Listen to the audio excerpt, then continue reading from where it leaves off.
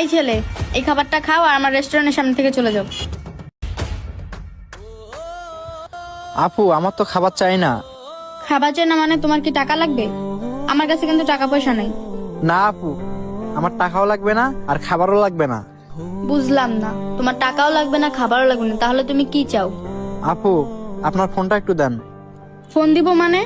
না না, ফোন দেওয়া যাবে না। তুমি কি নতুন একটা বাহানা ধরছো আমার ফোন নিয়ে চলে যাবে? না না আপু, কি বলতেছেন আপনি এসব? আমি কেন আপনার ফোন নিয়ে চলে যাব? হয়েছে কি আপু, আমি বাড়িতে একটু কথা বলতাম। আর এই যে এখানে তো আমার ব্যাগটা আছে, আপনি একটু ফোনটা দেন, আমি একটু বাড়িতে কথা বলি। ও আচ্ছা আচ্ছা, ব্যাগ ব্যাগ লাগবে না, এই নাও তোমার বাড়িতে কথা বলো। তাড়াতাড়ি বাড়িতে কথা বলে আমাকে ফোনটা দাও। আচ্ছা।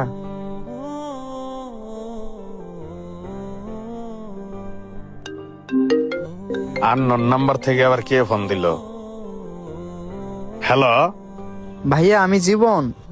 কিরে তুই আমাকে ফোন দিছস কেন? তুই না তোর ভাবির সাথে রাগ করে বাসাতে বেরিয়ে গেছিস? ভাইয়া আসলে হয়েছে কি, আমি বাস দিয়ে আসতে বাসের ভিতর থেকে আমার মানিব্যাগটা আর মোবাইলটা চুরি হয়ে গেছে।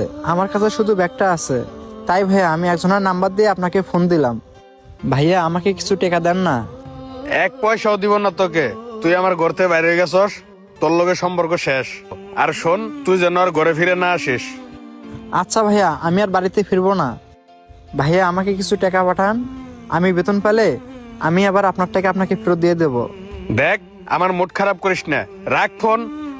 আইছে। ভাইয়া ফোনটা কাটিয়ে দিল। আপু এই যে আপনার ফোন। আচ্ছা, কাকে ফোন দিছিলা তুমি? আর তোমাকে দেখে মনে হয় না তুমি এখানকার। হ্যাঁ আপু, আপনি ঠিকই বুঝতে পারছেন। আসলে আমি এখানে নতুন, আর আমি আমার বড় ভাইকে ফোন দিছিলাম। তা নয় বুঝলাম, কিন্তু তুমি আমার রেস্টুরেন্টের সামনে কি করো? আপু হয়েছে কি, আমি গ্রামে থাকতে ঢাকায় এক অফিসের বসের সাথে আমার পরিচয়। উনি বলছে আমি ঢাকায় আসলে নাকি আমাকে একটা চাকরি দিবে। তাই আমি গতকাল রাতে গাড়িতে উঠছিলাম, আর বাড়িতেও আমার একটু সমস্যা ছিল। কিছুদিন আগে আমার বড় ভাই বিয়ে করছে। এখন ভাবির কথা মতো ভাইটা আমার উঠা বসা করে, আর ভাবি আমাকে বাড়ির থেকে বের করে দিছে। যদি বাবা মা বেঁচে থাকতো তাহলে হয়তো বা আমার কপালে এমনটা হইতো না।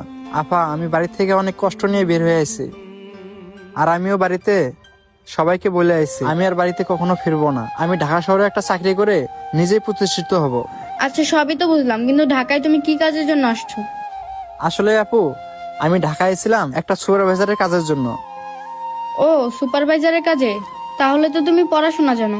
জি আপু, আমি পড়ালেখা জানি, আমি ইন্টার পাস করছি। ও ভালো কথা, তাহলে তুমি যার সাথে যোগাযোগ করে আসছো তাকে ফোন দাও, তার সাথে কথা বলে চাকরিতে জয়েন করে ফেলো। তাহলে তো তোমার আর বাড়িতে ফিরে যাওয়া লাগবে না। আর